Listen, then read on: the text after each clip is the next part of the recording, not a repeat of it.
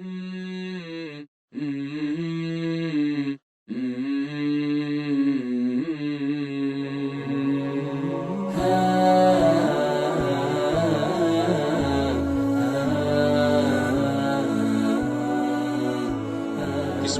الرحمن الرحیم۔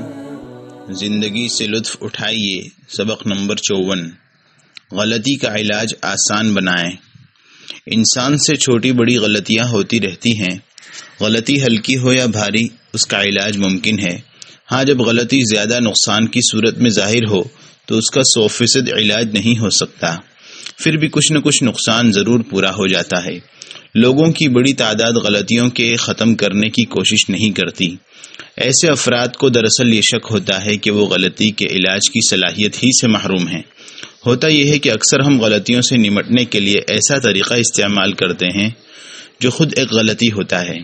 میرا بیٹا غلطی کر بیٹھتا ہے تو میں اسے ڈانٹتا ہوں، سخت سست کہتا ہوں اور غلطی کو اتنا بڑھا چڑھا کر پیش کرتا ہوں کہ وہ سمجھنے لگتا ہے گویا اندھے کنویں میں جا پڑا ہے۔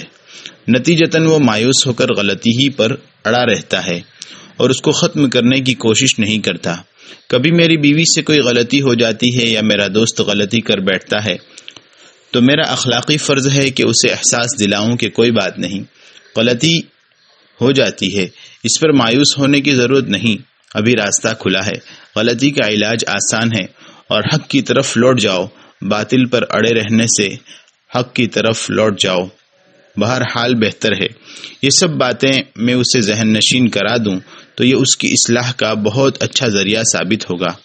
ایک شخص نبی صلی اللہ علیہ وسلم کی خدمت میں ہجرت کی بیعت کرنے حاضر ہوا۔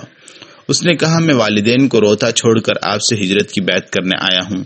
آپ نے اسے سزا نہیں دی، نہ اس کام کی ہلکائی اور نہ اسے بیوقوفی کا طعنہ دیا۔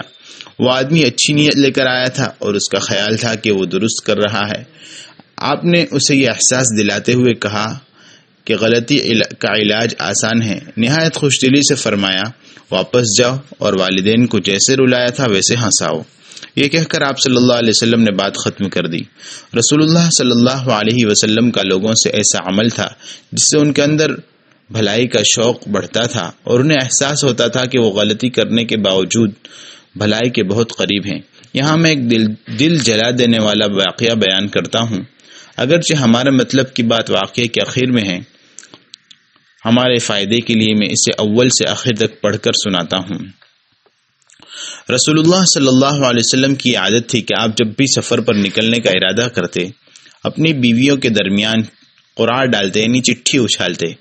جس بیوی کے نام قرعہ نکلتا وہ سفر میں آپ کے ہمراہ ہوتی۔ آپ نے غزوہ بنو مستلق کے لیے روانگی کا ارادہ کیا تو دستور کے مطابق ازواج کے درمیان چٹھی ڈالی۔ قرعہ ام المؤمنین حضرت عائشہ رضی اللہ عنہا کے نام نکلا، چنانچہ وہ آپ صلی اللہ علیہ وسلم کے ساتھ سفر پر نکلی۔ یہ پردے کا حکم نازل ہونے کے بعد کی بات ہے۔ حضرت عائشہ رضی اللہ عنہا ہودج یعنی اونٹ پر بیٹھنے کے لیے جھوپڑی کی طرح بنایا جاتا ہے، اسے ہودج کہتے ہیں، اس پر سوار تھی۔ لوگ کہیں پڑاؤ ڈالتے تو وہ بھی ہودج سے نکل آتی اور اپنی ضروریات پوری کرتی۔ چلنے کا اعلان ہوتا تو دوبارہ ہودج میں سوار ہو جاتی۔ جنگ ختم ہونے کو پہنچی تو رسول اللہ صلی اللہ علیہ وسلم لشکر کے ساتھ واپس مدینے روانہ ہوئے۔ مدینے کے قریب پہنچ کر ایک جگہ پڑاؤ کیا اور رات کا کچھ حصہ گزارا، پھر لوگوں میں کوچ کا اعلان کر دیا۔ لوگ اپنا مال سامان اکٹھا کرنے لگے۔ حضرت عائشہ رضی اللہ عنہا قضائے حاجت کے لیے ہودج سے نکلی۔ ان کے گلے میں قیمتی ہار تھا جس میں شہر ظفار کے نگینے جڑے تھے۔ قضائے حاجت سے فارغ ہوئی تو ہار گلے سے گر گیا، لیکن انہیں پتہ نہ چلا۔ وہ پڑاؤ میں پہنچی اور ہودج میں داخل ہونے لگی تو ہاتھ اچانک گلے کو لگایا، دیکھا کہ ہار غائب ہے۔ چلنے کی شروعات ہو چکی تھی اور لوگ آہستہ آہستہ چلنے لگے تھے۔ یہ الٹے پاؤں اسی جگہ گئی جہاں ہار غائب ہوا تھا اور دیر تک ہار تلاش کرتی رہی۔ ادھر لوگ آئے، ان کی ہودج اٹھائی اور اونٹ پر سوار کر دی۔ انہوں نے سمجھا ام المؤمنین ہودج میں موجود ہیں، پھر اونٹ کی لگام تھامی اور چل دیے۔ لشکر چلا گیا۔ بہت تلاش کرنے کے بعد عائشہ رضی اللہ عنہا کو ہار مل گیا تو وہ پڑاؤ کی جگہ واپس آئی۔ خود بیان کرتی ہیں کہ میں پڑاؤ کی جگہ واپس آئی تو وہاں لوگ جا چکے تھے۔ میں وہاں جا کر بیٹھ گئی جہاں میری ہودج اتری تھی۔ خیال تھا کہ لوگ مجھے ہودج میں نہ پا کر ڈھونڈتے ہوئے واپس آئیں گے۔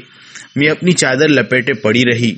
بیٹھے بیٹھے آنکھ لگ گئی۔ اتنے میں صفوان بن معطل جو اپنے کسی کام کے سلسلے میں لشکر سے پیچھے رہ گئے تھے میرے پاس سے گزرے. انہوں نے سوتے ہوئے انسان کا جسم دیکھا تو قریب آئے اور مجھے پہچان لیا. پردے کی فرضیت سے پہلے انہوں نے مجھے دیکھا تھا. وہ دیکھتے ہی بولے انا للہ و انا الیہ راجعون. رسول اللہ صلی اللہ علیہ وسلم کی بی بی ان کی آواز سن کر میں جاگ اٹھی اور اپنا چہرہ اوڑھنی میں چھپا لیا. خدا کی قسم انہوں نے مجھ سے کوئی بات نہیں کی. میں نے ان کے منہ سے انا للہ کے سوا کچھ نہیں سنا. انہوں نے اپنی سواری بٹھائی, میں سوار ہو گئی. انہوں نے لگام پکڑی اور لوگوں کی تلاش میں تیزی سے چل دیے. صبح تک لوگ ہمیں نہیں ملے. ان کو میرے گم ہو جانے کا علم نہیں ہوا تھا. صبح ہوئی تو ہم لوگوں کے پاس پہنچے. انہوں نے ایک جگہ پڑاؤ ڈال رکھا تھا. بہتان لگانے والوں نے جو کہنا تھا کہا. لشکر میں ہلچل مچ گئی. خدا کی قسم مجھے لوگوں کی کسی بات کا پتہ نہ چلا. پھر ہم مدینہ آ گئے. آئندہ دوسرے سبق میں ملاحظہ فرمائیں.